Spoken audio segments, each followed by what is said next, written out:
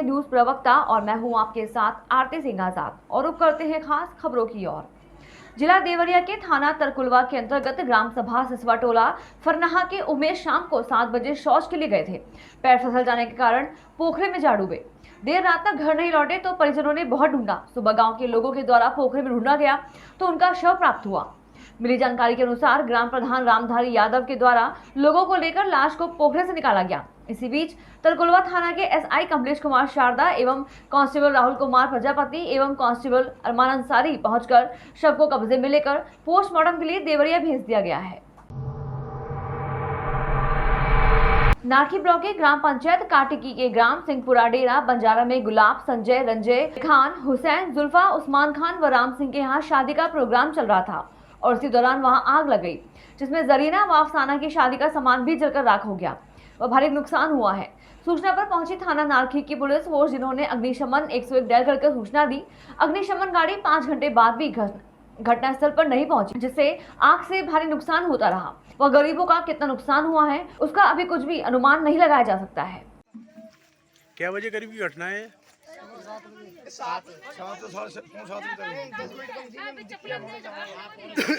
पता कैसे चला? पता लड़का वो शादी लग रहे थे तो वो शादी हो रही है। बैठे बच्चा क्या लगा लड़की से बढ़िया। आपने प्रशासन शासन को सूचना दी? हाँ, बच्चे को हमारी लड़की गई दिखाने को 112 कॉल किए। हाँ, तो बहुत कर दिया मैंने। 112 आई कि नहीं आई अभी तक? कोई भी नहीं आई। कितने रुपए का नुकसान हो गया होगा? कम से कम होगा 3 लाख रुपए का। 3 लाख रुपए का क्या क्या नुकसान हो गया है? नाच दा, बर्तन दे, भाड़ दे, कपड़े दे, लत्ते दे, पैसे टका। अब तुम क्या कितना पैसे थे? सभी अब हम तो तुम कोई गिन के थोड़ी रखते थे। अरे तो कितना होगा लमसम? बताना। कम से कम 3 लाख रुपए का होगा। अरे तेरे नगद कितना पैसा था? 10-20-50 हजार रखे होंगे लगा। कम से कम 60,000 रुपए थे। तुम्हारा गुलाब, पिताजी का नाम? हरजू, ये गांव कौन सा है? सिंगापुर डेरा। डेरा। अच्छा, ये क्या घटना हुई है यहाँ पे? जो साहब हम चले गए वहाँ, पीछे शादी हो रही थी और पीछे आग लग गई। ये तो आग का कारण कैसे लग गई? आग उसमें जो बिजली का तार नहीं है, उससे कोई शॉर्ट हो गया।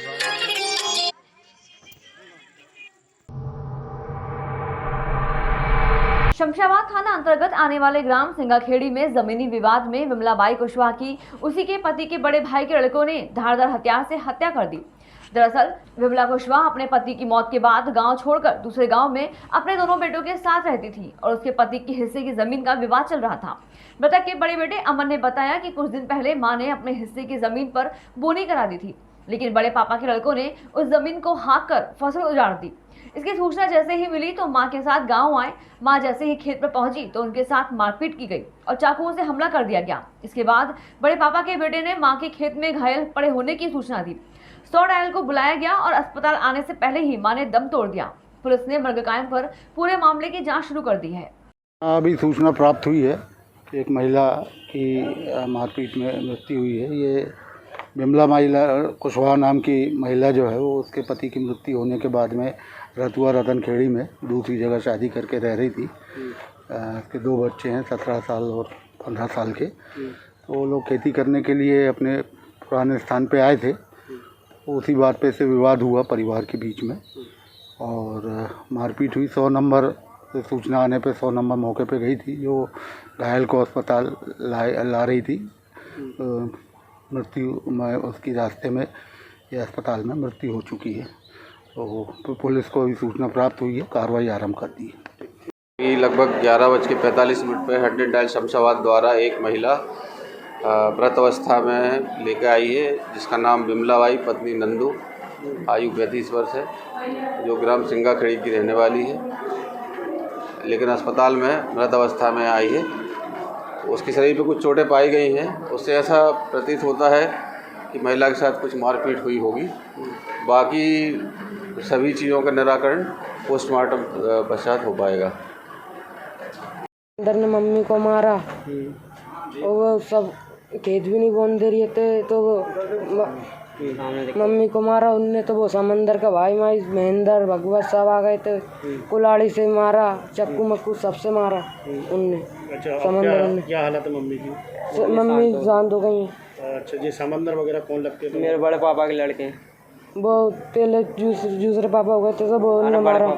बड़े पापा के लड़के हैं। और जिन्होंने मारा वो तुम्हारे बड़े पापा के लगे? हाँ सर, वो अभी भाग गए हैं। क्या कार्रवाई चाहते हो? सिंगा खेड़ी में सर। क्या कार्रवाई चाहते हो? सर हमें उनको सजा चाहिए सर। हमारी मम्मी शांत हो गई, उनका क्या सर, वे तो फ्री होकर घूमेंगे। पूर्वी चंपारण में अज्ञात अपराधियों ने गोली मार एक व्यक्ति को घायल कर दिया। घायल की पहचान घोड़ासहन थाना क्षेत्र के गुरमिया मठवा टोला निवासी करीब 35 वर्षीय हरेंद्र शाह के रूप में बताई जा रही है। बताया जा रहा है कि गोली हरेंद्र शाह के हाथ में लगी है, जिसे इलाज के लिए मोतिहारी ले जाया गया है।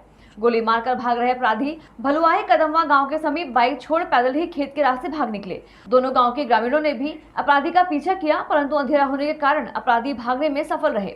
सूचना पर पहुंची पुलिस ने घटनास्थल से एक पैशन प्रो बाइक बरामद की है, जो अपराधी की बताई जा रही है। वहीं जमीनी विवाद में किसी अपने ही संबंधी द्वारा गोली चला जाने की बात ग्रामीणों में चर्चा का विषय बना हुआ है। मामले को लेकर घोड़ासहन थाना अध्यक्ष अखिलेश कुमार मिश्रा ने बताया कि मामले की छानबीन की जा रही है और अपराधी को पकड़ने को लेकर छापेमारी भी की जा रही है। जल्द से जल्द अपराधी को पकड़ लिया जाएगा। शुजालपुर अनुविभाग के मोहम्मद खेड़ा भारतीय स्टेट बैंक शाखा द्वारा किसानों की जानकारी 2019 बीमा पोर्टल पर अपलोड नहीं की गई थी, जिसके कारण लगभग 380 किसान बीमा राशि से वंचित रह गए थे। सभी किसानों के क्रेडिट कार्ड से बीमे की राशि तो काटी गई, परंतु किसानों को बीमा राशि नहीं मिली थी। अकोरिया भाजपा मंडल अध्यक्ष नरेंद्र यादव के द्वारा उक्त प्रकरण स्कूली शिक्षा राज्य मंत्री इंदर सिंह परमार के संज्ञान में लाया गया, तो राज्य मंत्री ने तुरंत किसानों के हित के लिए प्रयास किया और बैंक के अधिकारियों सहित उच्च स्तर पर इस प्रकरण को संबंधित अधिकारियों को अवगत कराया। बैंक की लापरवाही के कारण जिन 380 किसानों को अपनी खरीफ फसल 2019 का फसल बीमा नहीं मिला था, अब राज्य मंत्री इंदर सिंह परमार एवं मंडल अध्यक्ष नरेंद्र यादव के प्रयास से सभी को भुगतान हो चुका है। किसानों को अपनी फसल का बीमा मिलने पर उन्होंने राज्य मंत्री इंदर सिंह परमार का आभार जताया है। खरीफ 2019 में जब बड़ी मात्रा में क्षेत्र में किसानों की फसलें खराब हुई थी सोयाबीन की, उस दौरान भारतीय स्टेट बैंक मोहम्मद खेड़ा के जो किसान हैं जिनके वहाँ पे क्रेडिट कार्ड हैं, वहाँ पर 380 किसान ऐसे छूट गए थे जिनकी बैंक ने बीमे की प्रीमियम तो काटी लेकिन पोर्टल पर नहीं चढ़े, जिसके कारण उन किसानों को बीमा नहीं मिल पाया था।